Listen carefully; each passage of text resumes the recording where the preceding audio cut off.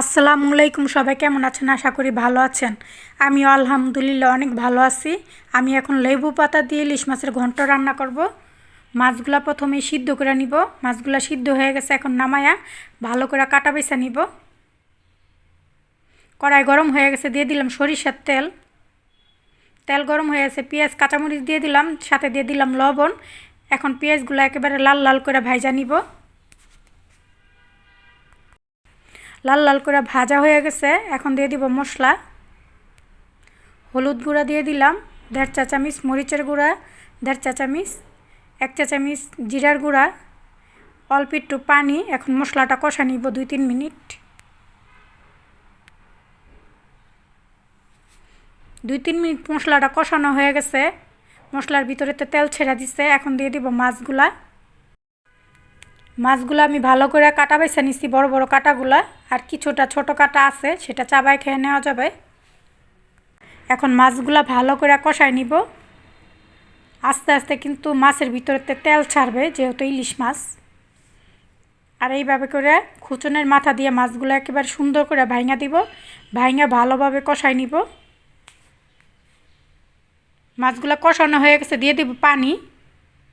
দিয়ে দিলাম গরম পানি, আমি আরও কিছুটা দিব।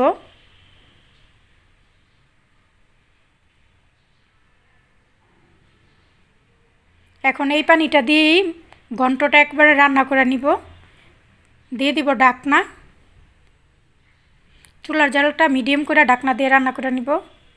ঢাকনাটা খোলার পরে দেখুন অনেকটাই তেল ছেড়ে দিচ্ছে মাছের ভিতরের থেকে, যেহেতু ইলিশ মাছ আস্তে আস্তে তেল ছাড়ে।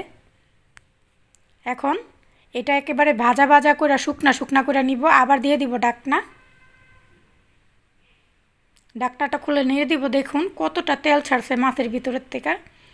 মাছগুলো একেবারে শুকনো হয়ে গেছে, আরও অনেকটা শুকনা করে নিব, ভাজা ভাজা করে নিব একেবারে।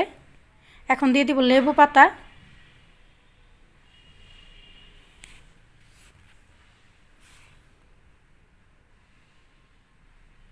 লেবু পাতা দেওয়ার পরে বেশিক্ষণ রান্না করব না, ঢাকনা দিয়ে শুধু লেবু পাতার ঘ্রাণটা ছড়াই নিলাম। ঢাকনাটা খুলে এখন নেড়ে দিব। দেখুন অনেকটাই ভাজা ভাজা হয়ে গেছে, আর লেবু পাতার ঘ্রাণে ঘর ভরে গেছে একেবারে।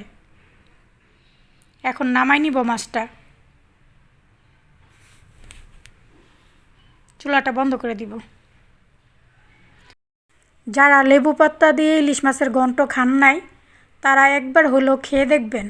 এই রান্নাটা যে এতটা মজা হয় বলার বাহিরে, গরম ভাতের সাথে ওহ সেই লাগে সেই। আর আমার রান্নাটা যদি আপনাদের কাছে একটু ভালো লাগা থাকে, তাহলে আমার চ্যানেলটা সাবস্ক্রাইব করে একটা লাইক একটা শেয়ার দিয়ে দিবেন। আল্লাহ হাফেজ, সবাই ভালো থাকুন, সুস্থ থাকুন।